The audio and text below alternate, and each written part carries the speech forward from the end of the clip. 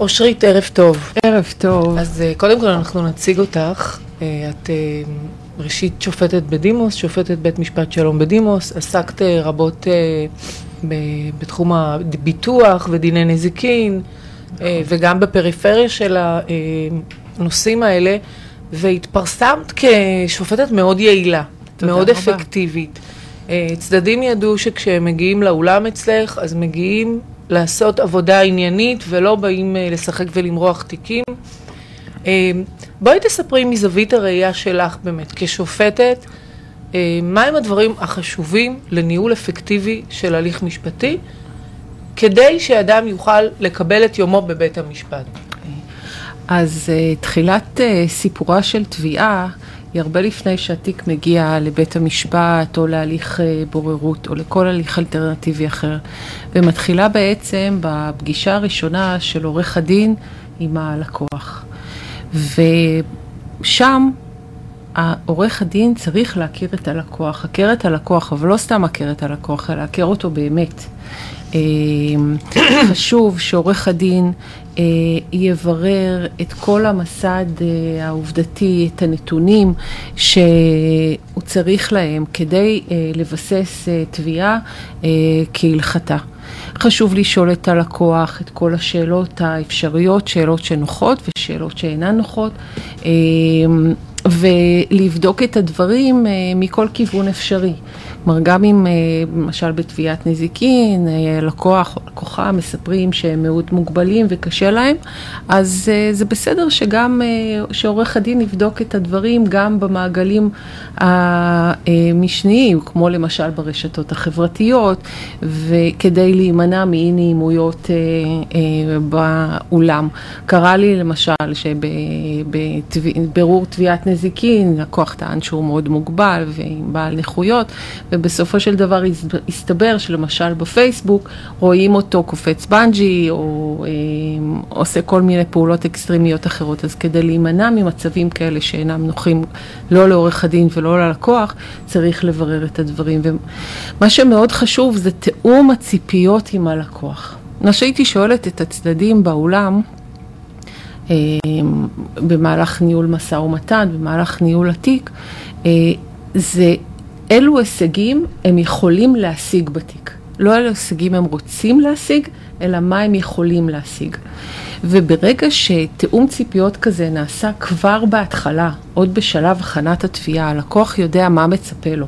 מה מצפה לו בניהול התיק, למה הוא יכול לצפות. ואז אין אכזבות בניהול התיק, אפשר לנהל את התיק בצורה אפקטיבית, כי הלקוח מראש יודע מה הוא יכול להשיג. וברגע שנעשה תאום ציפיות כזה, אפשר לגשת לניסוח כתב התביעה. חשוב שעורך הדין יבדוק למשל בתיקי נזיקין, איזה גמלאות תובע מקבל מביטוח לאומי. קוראים מצבים שבהם התקלתי אין ספור פעמים, גם ניהול הליכים וגם בגישורים שבהם עורכי דין מגלים פתאום תוך כדי הליך שהלקוח מקבל גמלאות שונות שהם לא היו מודעים להם, וזה דברים שמשנים, הם הרי גורל בתביעות נזיקין ויכולים לקבוע את גורלה של התביעה, ולכן את כל הנתונים האלה צריך לברר, ואז ניגשים לניסוח כתב התביעה. עכשיו היום תקנות סדר הדין האזרחי החדשות 2018 נותנות מסגרת מאוד קבועה וברורה לתבנית של כתב התביעה. אבל מה שחשוב זה התוכן. חשוב לנסח את כתב התביעה בצורה בהירה, באופן שאינו מסורבל, כדי ששופט שקורא את התביעה, במיוחד לנוכח כל העומסים ששופטים נתונים בהם, ידע מהקריאה הראשונה על מה מדובר, וידע מה הסעדים האמיתיים שהתובע זקוק להם. אושרית, את מדברת על עומסים. ובאמת בתי המשפט בישראל הם מהעמוסים, אולי הכי עמוסים ב-OECD. בהינתן שתיק יכול להימשך שנים רבות, ויש לנו מאזינים שהם גם כן תובעים אולי בתביעות של נזיקין או ביטוח, האם יש אלטרנטיבה לבית המשפט? האם את חושבת או את יכולה להמליץ לצדדים ללכת אולי למסלול שיכול יותר מהיר, אולי יותר אפקטיבי עבורם? בוודאי. מאז שפרשתי, אני מנהלת תיקי בוררות לא מעטים. ונתח שלם של תיקים בעולם המשפט לא מגיעים לבוררות, ואלה תיקים בתחום הנזיקין והביטוח. למעט מקרים חריגים, התיקים מתנהלים בבית משפט, ותיקים מתנהלים שנים לצערנו בבית משפט, בגלל העומסים הרבים. ולמעשה אין כל מניעה לנהל תביעות נזיקין בהליך בוררות, כשההליך יתנהל בדיוק כפי שהוא יתנהל בבית המשפט, אצל בוררים או בוררות שהם מומחים בתחום הנזיקין והביטוח, ובמקום לנהל הליך כזה במשך מספר שנים, אפשר בתוך פרק זמן של חצי שנה לסיים תביעת נזיקין, כאשר היתרונות הם לשני הצדדים, לא רק לתובע, אלא גם לנתבעים, בין אם זה מדובר בנתבעים פרטיים או בנתבעים שהם מבטחות, משום שיש חיסכון רב בעלויות, באגרות, ועצם התמשכות ההליך גורם להוצאות רבות בתיק,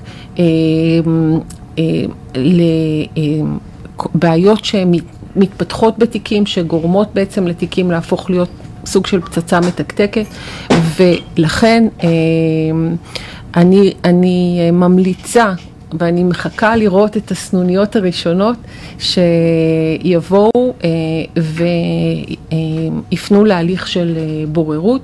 במוסד לבוררות עסקית למשל קיימת גם אפשרות לערעור, כלומר אם החלטות של בורר מסוים אינם מקובלות על הצדדים, אז יש אפשרות לתת אפילו מענה של ערעור בתוך אותו מוסד. לכן אני מאוד מקווה שיהיה איזשהו שינוי במחשבה השמרנית בתחום, ונראה פנייה להליך של בוררות גם בתביעות של נזיקין. זאת אומרת, זה הליך של ווין ווין, את אומרת שזה טוב לשני הצדדים. לחלוטין. מה מונע ההתחלה של הליך כזה בעצם? מה מונע ההתחלה של יוזמה מבורכת כזאת? באמת אשרית מקדמת את זה. אני חושבת שזה צריך פה שינוי חשיבה. למה שהיינו מורגלים כל השנים. החשיבה הייתה שהליכי בוררות מתנהלים בהליכים עסקיים, מסחריים, ובעצם באופן רגיל, בתביעות נזיקין וביטוח, פונים לבית המשפט. אבל היום בעומסים הבלתי אפשריים שקיימים, אבל אם למשל חברות הביטוח יחליטו שהן מרימות את הכפפה, אז בעצם נפתרה 80-90% מהבעיה. נכון. נכון, אפשר גם למצוא פתרונות בעלויות לתובעים שהתקשו במימון, בתשלום לבוררים, לתום ההליך, כלומר אפשר למצוא פתרונות מאוד יצירתיים.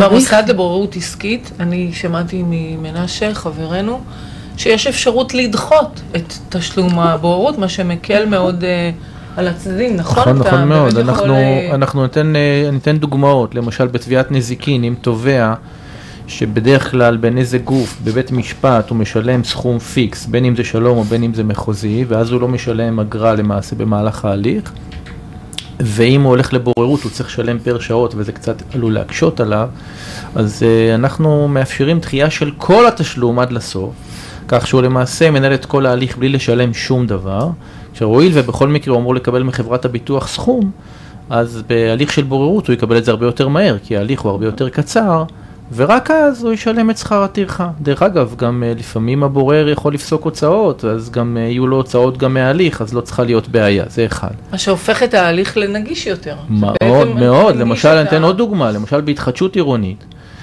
נגיד עכשיו או נדל"ן, דיירים עכשיו רוצים לתבוע את הקבלן או היזם. בשבילם לאסוף כסף, לתבוע בית משפט, זה סיפור מטורף. זה סיפור שיכול אולי למנוע את הגשת התביעה. זאת אומרת, למרות שיש להם זכות משפטית, כי הקבלן למשל הפר את החוזה, עצם העובדה שהם צריכים עכשיו לאסוף כסף ולא מצליחים, זה מונע מהם בכלל לתבוע.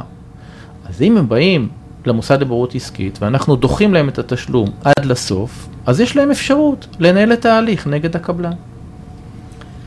במקרה של נזיקין באמת, איפה הבעיות המשמעותיות שמונעות פתרון של המחלוקת? איפה את רואה את זה? זה רק בכסף, זה בנזק, בקשר הסיבתי, באחריות? איפה הבעיות העיקריות?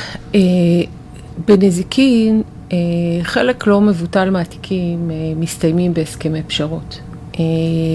יש נתונים של מערכת בתי המשפט? יש נתונים בוודאי, אבל שוב, צריך לנהל את התיקים האלה באופן אפקטיבי. עכשיו, התחלנו לדבר על ניסוח של כתב תביעה. עכשיו, חשוב למשל, בתביעת נזיקין רגילה מצרפים חוות דעת של מומחים. בתיקי תאונות דרכים, מה שאנחנו קוראים פלטד, מבקשים מינוי מומחים. חשוב לכוון את הדברים כך שחוות הדעת שיצורפו יהיו חוות דעת ענייניות שבאמת יהיו קשורות לנתוני התביעה, כמו או בקשה למינוי מומחים, שתהיה כזאת שבאמת יהיה תואמת את סוג הנזקים של התובע. כי אם בתביעה מבקשים למשל מינוי של 5-6 מומחים, ועל זה מתנהלת התדיינות שלמה שגורמת להתארכות תהליך, בסופו של דבר ממונה מומחה אחד, התובע יפסיד שנה בדרך. כך שחשוב מאוד לטייב את הדברים כך שבאמת יהיו בקשות מתאימות, שהתביעה תנוסח בצורה מתאימה, ואז אפשר לצאת לדרך. עכשיו, גם חשוב להגיש את התביעה בתביעת נזיקין במועד הנכון. כלומר, אם מגישים תביעה חודש אחרי תאונה, ברור, לא מבקשים 5 מומחים, הנזק לא יתגבש ואי אפשר לקדם אותה. ואז זה גורם להתארכות תהליך בשנה-שנתיים, בלי שבעצם קרה משהו בתיק. חשוב להגיש אותה בשלב הנכון. אנחנו רגע ניתן איזה טיפ שחשוב באמת להמתין להתגבשות הנזק. גם אם קרה משהו, אל תרוצו עכשיו. נכון.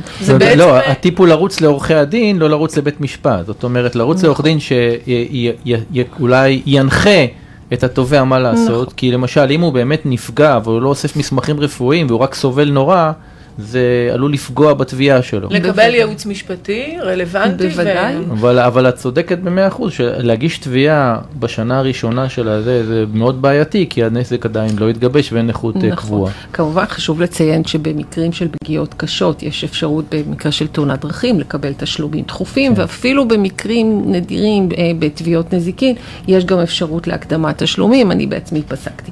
כך שיש אפשרות לתת עזרה וסעדים בדרך עד להגשת התביעה העיקרית. וגם אחר כך בהמשך, כלומר, אחרי שמונו מומחים, חשוב מאוד לאסוף את התיעוד הרפואי, להמציא למומחים את כל התיעוד, ואז אפשר לצאת לדרך בעניין הזה. בצורה עולמית. אני רואה שהרבה מאוד ממה שאת מדברת עליו, תלוי בעצם ביכולת של עורך הדין לכנס ולחדד את הדברים. זה הרבה פחות תלוי באדם שנפגע. ויש שאלה שאתמול, כשהתכוננו לשידור, התהיתי אם אני רוצה לשאול, ובסוף שתיתי מיץ אומץ ואני שואלת.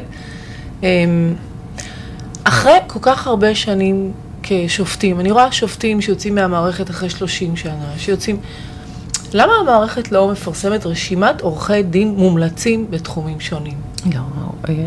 זה נכון, זה נשמע, במערכת הרפואית זה גם בעבר נשמע כדרמטי. מערכת המשפט איננה מפרסמת, עורכי הדין פועלים מול לשכת עורכי הדין, יכולים לפרסם את עצמם בהתאם לכללי האתיקה.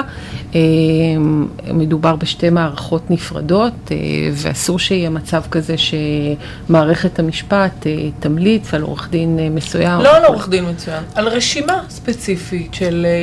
כמו שיש רשימת מגשרים, אגב, אני מזכירה, במערכת בתי המשפט, דבר שלא היה ניתן לחשוב עליו קודם, זה היה באמת גם יהרג ובל יעבור, יש רשימת מגשרים, אותו דבר, ליצור מערכת שבמסגרתה ניתן יהיה לעשות איזשהו סינון לאנשים, שהם באמת, זה ההתחלה, שגם עורכי הדין לא ייקחו אותם למלחמות מיותרות, ובאמת יביאו אותם לבוררות או לגישור ולניהול אפקטיבי של הליך.